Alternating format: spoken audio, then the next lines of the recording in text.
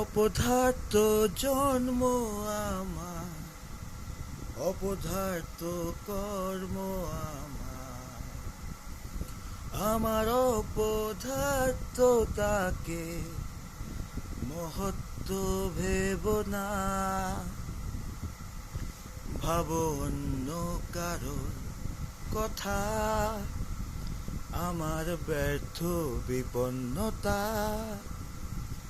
দেখা আর চোখে অযথা ছেড়ে দাও।